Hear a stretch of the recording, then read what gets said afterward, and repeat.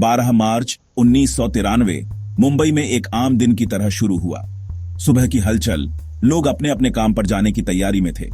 सड़कों पर गाड़ियों की आवाजाही, बाजारों में खरीदारी का शोर और हर तरफ एक सामान्य दिन की चहल पहल थी। रोज की तरह भागदौड़, रोज की तरह शोर शराबा। लोग अपने रोजमर्रा के कामों में व्यस्त थे। किसी को भी अंदाजा नहीं था कि कुछ ही घंटों में उनकी जिंदगी हमेशा के लिए बदलने वाली है। लेकिन यह शुक्रवार आम नहीं था। किस्मत को कुछ और ही मंजूर था। ऐसा कांड जिसने इस तारीख को हमेशा के लिए इतिहास में काले अक्षरों में लिख दिया। मुंबई की सड़कों पर एक अजीब सी बेचैनी थी, जैसे कोई अनहोनी होने वाली हो। 1:30 पे एक जोरदार धमाके ने सब कुछ बदल दिया।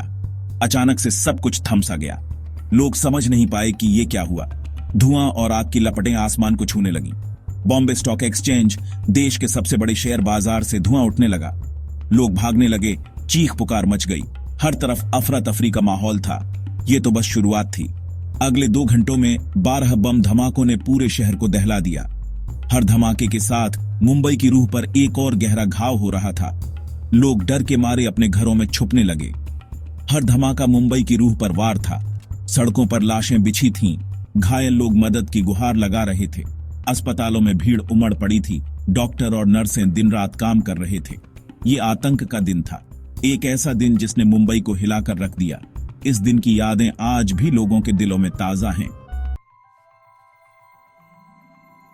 धमाके ऐसे जगहों पे हुए थे जहां सबसे ज्यादा नुकसान हो। ये धमाके सिर्फ इमारतों को नहीं, बल्कि लोगों के दिलों को भी हिला देने वाले थे। हर धमाके के साथ एक नई कहानी जुड़ती गई, एक नई त्रासदी सामने आती गई। बॉम्बे स्टॉक एक्सचेंज, जो भारत की आर्थिक ताकत का प्रतीक था, मलबे में तब्दील हो गया। इस इमारत के गिरने से न सिर्फ आर्थिक नुकसान हुआ, बल्कि लोगों के विश्वास को भी गहरा धक्का लगा। ये वो जगह थी जहां से देश की आर्थिक धड़कन चलती थी, और अब यह धड़कन रुक सी गई थी। एयर इंडिया बिल्डिंग, देश की बुलंदियों की निशानी, घायल हो गई। ये इमारत सिर्फ एक संरचना नहीं थी, बल्कि एक प्रतीक थी, एक सपना थी। इस पर हुए हमले ने देश की बुलंदियों को चोट पहुंचाई और लोगों के सपनों को भी।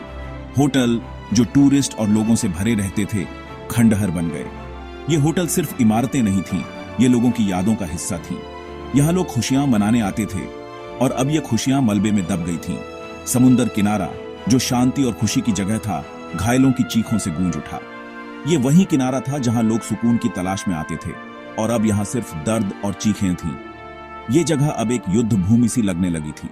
लोग अपनों को ढूंढ रहे थे। हर तरफ बस तबाही और बेबसी थी। हर चेहरा एक कहानी कह रहा था, हर आंख में आंसू थे। लोग अपने परिवार और दोस्तों को ढूंढने के लिए मलबे में हाथ पैर मार रहे थे, लेकिन हर तरफ सिर्फ निराशा ही मिल रही थी। ये धमाके सिर्फ इमारतों पर हमला नहीं थे, ये मुंबई की रूह पर हमला थे। ये शहर जो कभी न सोने वाला था, अब खामोश हो गया था। हर गली, हर सड़क पर तबाही का मंजर था। ये हमले सिर्फ भौतिक नुकसान नहीं थे, ये मानसिक और भावनात्मक चोटें भी थीं। लेकिन इस तबाही से एक नई ताकत उभरेगी, हार न मानने की ताकत। मुंबई ने हमेशा अपनी ताकत और हिम्मत दिखाई है, और इस बार भी ये शहर उठ खड़ा होगा। लोग एक बार फिर से अपने सपनों को संजोएंगे, और इस शहर की रूह फिर से जिंदा होगी। ये शहर फिर से चमकेगा, और इसकी चमक पहले से भी ज्यादा होगी।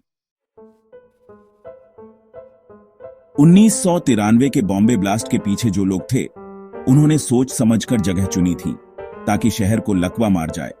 ये धमाके सिर्फ इमारतों को नहीं, बल्कि लोगों के दिलों और दिमागों को भी हिला देने के लिए थे। हर धमाके के पीछे एक सोची समझी रणनीति थी, जिससे मुंबई की रफ्तार को थाम दिया जाए और पूरे देश में दहशत का माहौल पैदा हो, और पूरे देश में दहशत फैल जाए। बॉम्बे स्टॉक एक्सचेंज, भारत के पैसों का सबसे बड़ा केंद्र, उनका मुख्य निशाना था। इस इमारत पर हमला करके उन्होंने देश की आर्थिक रीढ़ पर चोट की। बॉम्बे स्टॉक एक्सचेंज का तबाह होना सिर्फ एक इमारत का गिरना नहीं था, बल्कि ये देश की आर्थिक स्थिरता पर एक बड़ा हमला था। इस हमले ने न केवल व्यापारियों और निवेशकों को हिला दिया, बल्कि आम जनता में भी असुरक्षा की भावना भर दी। इसके तबाह होने से देश की अर्थव्यवस्था हिल गई। एयर इंडिया बिल्डिंग, जो दुनिया में भारत की पहचान थी, वो भी निशाने पर थी। इस इमारत पर हमला करके उन्होंने भारत की अंतरराष्ट्रीय छवि को धूमिल करने की कोशिश की। एयर इंडिया बिल्डिंग का तबाह होना एक प्रतीकात्मक हमला था, जिससे यह संदेश दिया गया कि भारत कहीं भी सुरक्षित नहीं है। इस हमले ने देश की प्रतिष्ठा को गहरा धक्का दिया। धमाकों ने इस इमारत को छलनी कर दिया, ये दिखाने के लिए कि वो भारत की छवि खराब करना चाहते थे। इन धमाकों का मकसद सिर्फ इमारतों को नुकसान पहुंचाना नहीं था, बल्कि लोगों के मनोबल को तोड़ना भी था।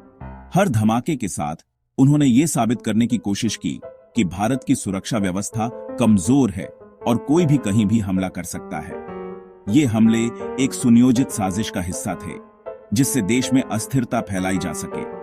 होटल जहां टूरिस्ट और बिजनेसमैन आते थे, उनको निशाना बनाया गया ताकि टूरिज्म खत्म हो जाए और विदेशियों में डर फैल जाए।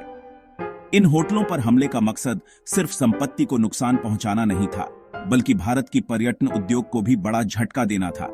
इन हमलों ने विदेशी पर्यटकों और व्यापारियों के मन में डर पैदा कर दिया, जिससे भारत की अर्थव्यवस्था पर और भी बुरा असर पड़ा। मुंबई, जो कभी खुशियों का शहर था, अब खतरे में था। इन धमाकों ने मुंबई की रौनक को छीन लिया और शहर को एक डरावने सपने में बदल दिया। हर गली, हर सड़क पर खौफ का साया था।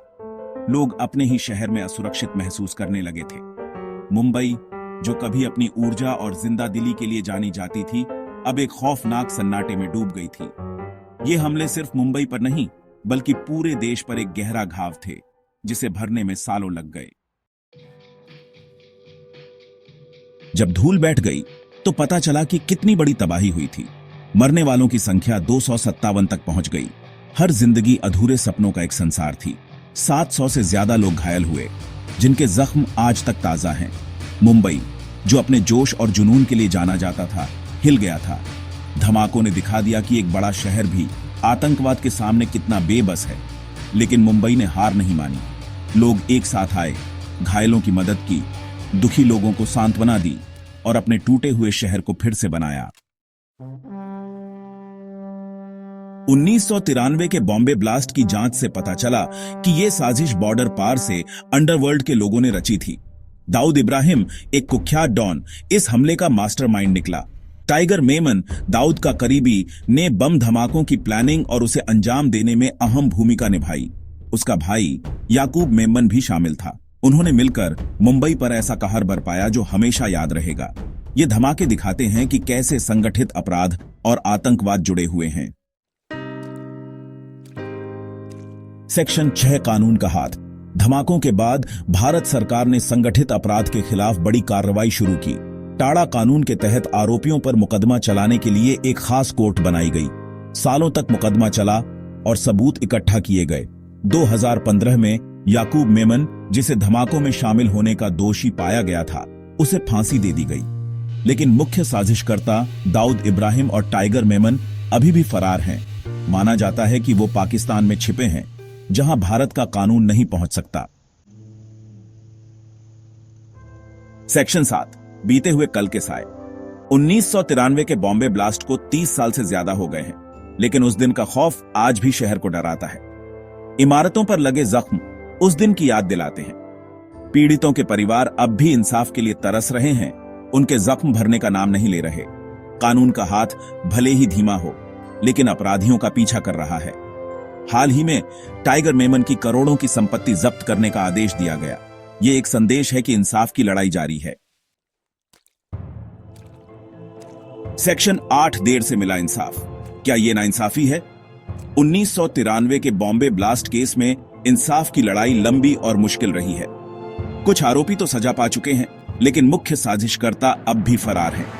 मुख्य अपराधियों को सजा न मिलने से लोगों में गुस्सा है। दाऊद इब्राहिम और टाइगर मेमन का पाकिस्तान में छिपे होना देश के लिए शर्म की बात है।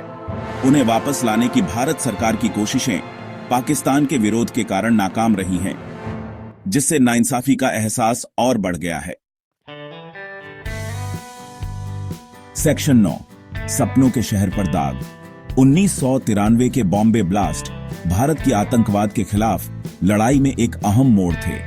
इसने दिखा दिया कि देश बाहरी खतरों और अंदरूनी फूट से कितना कमजोर है। मुंबई, जो अपने हौसले और जज्बे के लिए जाना जाता है, इस हमले से बुरी तरह प्रभावित हुआ। लेकिन मुंबई ने हार नहीं मानी। शहर ने खुद को संभाला और पहले से ज्यादा मजबूत होकर उभरा। 1993 के बॉम्बे ब्लास्ट नफरत और असहिष्णुता की कीमत याद दिलाते हैं। ये इंसानी जज्बे और मुश्किल समय में उम्मीद की ताकत का प्रमाण है।